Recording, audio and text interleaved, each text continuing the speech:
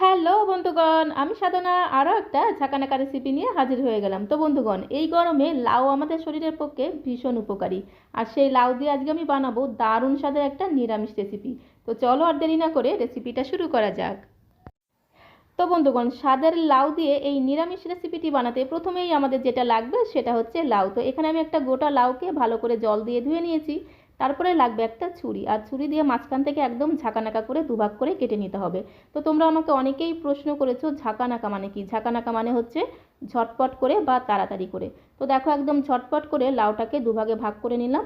এবারে লাউয়ের খোসাটাকে খুব ভালো করে ছুলে নিতে হবে, তারপরে একটু ছোটো ছোটো করে টুকরো টুকরো করে কেটে নিতে হবে। তো এখানে আমি কিন্তু পুরো লাউটা নিইনি, একটা লাউয়ের অর্ধেকটা নিয়েছি, আর বাকি অর্ধেকটা আমি পরে রান্না করব। তারপরে লাউয়ের টুকরোগুলোকে এইভাবে একটা গ্রেটার দিয়ে খুব সুন্দর করে একদম ঝাঁকানাকা করে গ্রেট করে নিতে হবে। এতে কি হবে, লাউগুলো খুব সুন্দরভাবে একদম মিহিভাবে গ্রেট হয়ে যাবে। আর লাউয়ের ভিতরে যদি বড় বড় দানা থাকে, সেই দানাগুলোকে কিন্তু অবশ্যই বেছে বাদ দিয়ে দিতে হবে। এইবারে গ্রেট করে নেওয়া লাউটাকে এইভাবে হাত দিয়ে চিপকে চিপকে লাউয়ের ভেতরে যে জলটা আছে সেই জলটাকে একটু বের করে নিতে হবে। আর লাউয়ের এই জলটা কিন্তু ফেলে দেবো না, জলটা আমি পরে খেয়ে নেবো, কারণ লাউয়ের এই জলটা কিন্তু শরীরের পক্ষে ভীষণ উপকারী। তোমরা চাইলে কিন্তু লাউয়ের এই জলটা রান্নার মধ্যেও ব্যবহার করতে পারো। তো দেখো, সমস্ত লাউটাকে চিপকে চিপকে লাউয়ের ভেতরে যে জলটা ছিল সেটাকে বের করে নিয়েছি। আর এদিকে দেখো, আমি নিয়েছি 100 গ্রাম ছোলার ডাল। এই ছোলার ডালটাকে 2 থেকে 3 ঘন্টা আমি জলের মধ্যে ভিজিয়ে রেখেছিলাম। আর ডালটা ফুলে দেখো ডবল হয়ে গেছে। এবারে ডালটাকে 2-3 বার জল দিয়ে ধুয়ে জল ঝরিয়ে নিয়েছি। এইবারে লাগবে আমাদের একটা মিক্সিং জার। এইবারে এই মিক্সিং জারের মধ্যে আমাদের ভিজিয়ে নেওয়া ছোলার ডালটা দিয়ে দিলাম। তারপর এর মধ্যে দিয়ে দিতে হবে 1 ইঞ্চি মতো আদা, আর দিয়ে দিতে হবে 2টো কাঁচা লঙ্কা। আর দেখো, দিয়ে দিচ্ছি সামান্য একটু ধনে পাতা, কারণ আমার কাছে বেশি কিন্তু ধনিয়া পাতা ছিল না, অল্প একটু ছিল। তোমাদের কাছে যদি বেশি থাকে তোমরা কিন্তু আরেকটু বেশি দেবে, তাহলে যেমন সুন্দর কালার হবে ফ্লেভারটাও দুর্দান্ত হবে। সামান্য একটু জল দিয়ে কিন্তু ছোলার ডালটাকে পেস্ট করতে হবে, ছোলার ডালটা যেন বেশি নরম না হয়ে যায়। ঠিক এই রকম ঘনত্বের একটা ছোলার ডালের পেস্ট আমাদের তৈরি করে নিতে হবে। দেখো কালারটা কত সুন্দর হয়েছে। এইবারে আমাদের চলে যেতে হবে কড়াইয়ের কাছে। গ্যাসের ফ্লেম জ্বালিয়ে দিয়ে কড়াইটাকে প্রথমে গরম করে নিয়েছি। এইবারে কড়াইতে দিয়ে দিতে হবে 3 থেকে 4 চামচের মতো সর্ষের তেল। তেলটা গরম হয়ে গেলে দেখো, এখানে একটা আলুকে আমি এইভাবে টুকরো টুকরো করে কেটে নুন আর হলুদ মাখিয়ে রেখেছিলাম। এইবারে এই আলুটাকে একটু লাল লাল করে ভেজে নেব। তার জন্য গ্যাসের ফ্লেম হাইতে দিয়ে আলুটাকে দেখো লাল লাল করে ভেজে একটি পাত্রে তুলে নেব। আর কড়াইতে অনেকটা তেল আছে, এখান থেকে কিছুটা তেল আমি রেখে দেবো, 2 চামচের মতো তেল আমি তুলে নিচ্ছি। আর কিছুটা তেল রেখে দেবো। এইবার এই তেলের মধ্যে আমি দিয়ে দেবো 1 চামচের 4 ভাগের 1 ভাগ গোটা জিরে ফোড়ন, আর দিয়ে দিলাম 2 চিমটির মতো হিং ফোড়ন। যে কোনো নিরামিষ রান্নাতে যদি একটু হিং দেওয়া যায় না, খুব সুন্দর একটা ফ্লেভার হয়, আর খেতেও কিন্তু দুর্দান্ত লাগে। এবারে যে লাউটাকে গ্রেট করে রেখেছিলাম, গ্রেট করে নেওয়া লাউটাকে দিয়ে দিতে হবে। তারপরে খুব সুন্দর করে একদম ঘোটানাটা করে মিশিয়ে নিতে হবে। ভালো করে মেশানো হয়ে গেলে লাউয়ের মধ্যে দিয়ে দিতে হবে স্বাদ অনুসারে লবণ, আর দিয়ে দেবো সামান্য একটু হলুদ গুঁড়ো। এবারে খুব সুন্দর করে লবণ আর হলুদটাকে লাউয়ের সঙ্গে মিশিয়ে নিতে হবে। তারপরে ধামা চাপা দিতে হবে, মানে ঢাকনা বন্ধ করে 3 থেকে 4 মিনিট লাউটাকে রান্না করে নিতে হবে। এখন আমি তোমাদের 4 মিনিট পরে দেখাচ্ছি। গ্যাসের ফ্লেম লো টু মিডিয়ামে রেখে লাউটাকে ঢাকনা বন্ধ করে রান্না করে নিয়েছিলাম। আর লাউটা দেখো অনেকটা নরম হয়ে গেছে আর সেদ্ধ হয়ে গেছে। তারপরে খুন্তি দিয়ে লাউটাকে খুব সুন্দর করে চেপে চেপে একটু ঘেটে দিতে হবে। তারপরে লাউয়ের মধ্যে দিয়ে দিতে হবে সেই পেস্ট করে রাখা ছোলার ডালটা। ডালটাকে মিক্সিং জারে পেস্ট করে রেখেছিলাম, সেই পেস্ট করা ছোলার ডালটাকে দিয়ে লাউয়ের সঙ্গে খুব সুন্দর করে একদম ঘোটানাটা ঘোটানাটা করে মিশিয়ে নিতে হবে। গ্যাসের ফ্লেম মিডিয়ামে রেখে কন্টিনিউ নেড়ে চেড়ে লাউয়ের এই মিশ্রণটিকে আমাদের রান্না করে নিতে হবে। মোটামুটি 2 থেকে 3 মিনিট সময় ধরে লাউয়ের মিশ্রণটিকে রান্না করে নিয়েছি। আর দেখো কড়াই থেকে ছাড়তে শুরু করেছে, আর অনেকটাই কিন্তু শুকিয়ে গেছে। এবারে লাউয়ের এই মিশ্রণটিকে একটি থালাতে আমাদের নামিয়ে নিতে হবে। গ্যাসের ফ্লেম বন্ধ করে দিয়েছি। এখানে আমি একটা স্টিলের থালা নিয়েছি, আর থালাতে কিন্তু অবশ্যই একটু সাদা তেল মাখিয়ে নিতে হবে, তাহলে ডিমোল্ড করতে সুবিধা হবে। এবারে লাউয়ের মিশ্রণটিকে থালার মধ্যে নিয়ে নেব। তারপরে কখনো খুন্তি দিয়ে, কখনো হাতা দিয়ে, কখনো হাতের মধ্যে তেল লাগিয়ে খুব সুন্দর করে চেপে চেপে ঠেসে ঠেসে এটাকে আমাদের সেট করে নিতে হবে। তো এইভাবে আমি চৌকো আকারে সেট করে নিয়েছি। এইবারে এই মিশ্রণটিকে আমাদের ঠান্ডা করে নিতে হবে। তো ঠান্ডা হতে বসিয়ে দিয়ে এদিকে আমরা একটা মশলা রেডি করে নেব। মশলা তৈরি করার জন্য এখানে একটা মিক্সিং জারের মধ্যে একটা টমেটোকে টুকরো টুকরো করে দিয়ে দিলাম কয়েক টুকরো আদা, আর দিয়ে দিচ্ছি 2টো কাঁচা লঙ্কা। সামান্য একটু জল দিয়ে দেবো, তারপরে খুব সুন্দর একটা পেস্ট আমাদের রেডি করে নিতে হবে। তো এখানে আমি 2টো কাঁচা লঙ্কা দিয়েছি, তোমরা যে যেমন ঝাল খেতে পছন্দ করো সেই অনুসারে ঝাল দিয়ে দেবে। মশলাটাকে একটি বাটির মধ্যে আমি ঢেলে নিলাম। এইবারে দেখো লাউয়ের মিশ্রণটি কিন্তু ঠান্ডা হয়ে গেছে আর খুব ভালোভাবে সেট হয়ে গেছে। তারপরে লাগবে আমাদের এইরকম একটা ছুরি, ছুরির গায়ে একটু তেল মাখিয়ে নিতে পারো। তো তেল মাখিয়ে নিয়ে এইভাবে কিন্তু আমাদের কেটে নিতে হবে। তো এখানে আমি চৌকো শেপে কেটে নিচ্ছি, তোমরা তোমাদের পছন্দ মতো শেপ দিয়ে কেটে নেবে। তো দেখো কত স্মুথলি কিন্তু কেটে নিতে পারছি। এইভাবে কিন্তু আমি চৌকো আকারে কেটে নিচ্ছি, তোমরা তোমাদের পছন্দ মতো শেপ দিয়ে কেটে নিতে পারো। আর দেখো কালারটা কত সুন্দর হয়েছে, দেখতে যতটা সুন্দর খেতে কিন্তু তার থেকে অনেক অনেক গুণ বেশি সুন্দর। তো দেখো কত সুন্দর তৈরি হয়ে গেল লাউয়ের ধোকা। এইভাবেও কিন্তু খেতে দুর্দান্ত লাগে।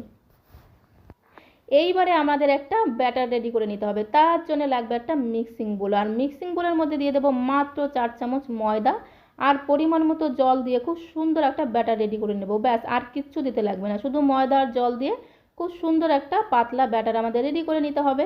তো ব্যাটার একদম রেডি হয়ে গেছে, এইবারে চলে যেতে হবে কড়াইয়ের কাছে। তো দেখো চলে আসলাম কড়াইয়ের কাছে। গ্যাসের ফ্লেম জ্বালিয়ে দিয়ে প্রথমে কড়াইটাকে গরম করে নিয়েছি, তারপরে কড়াইতে দিয়ে দিলাম 4 চামচ সরষের তেল।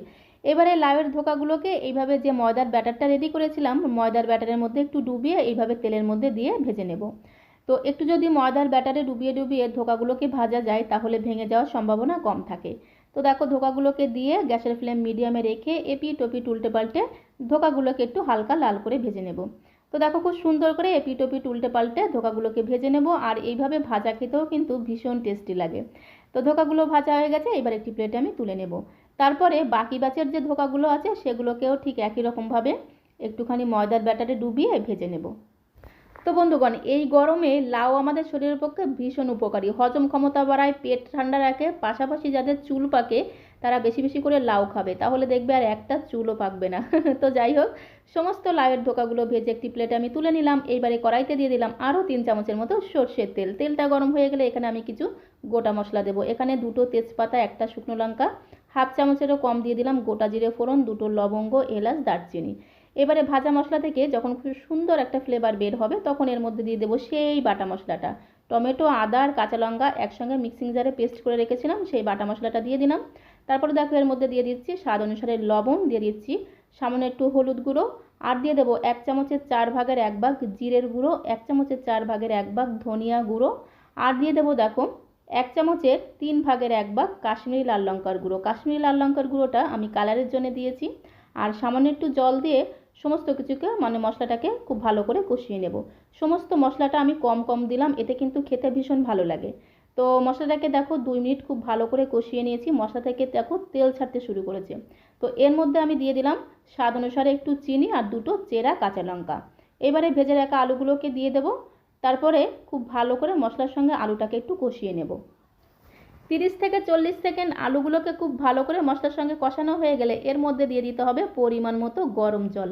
অবশ্যই কিন্তু গরম জল দিতে হবে, তাহলে টেস্টটা কিন্তু দ্বিগুণ বেড়ে যাবে। তো ঝোলটাকে দিয়ে খুন্তি দিয়ে খুব সুন্দর করে ঘোটানাটা করে মিশিয়ে নিয়ে 2 মিনিটের জন্য ধামাচাপা দিতে হবে।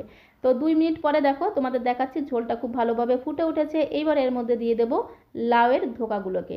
তো লাউয়ের ধোকাগুলোকে ঝোলের মধ্যে দিয়ে দেবো, তারপরে খুব সুন্দর করে ঝোলের সাথে মিশিয়ে নিতে হবে।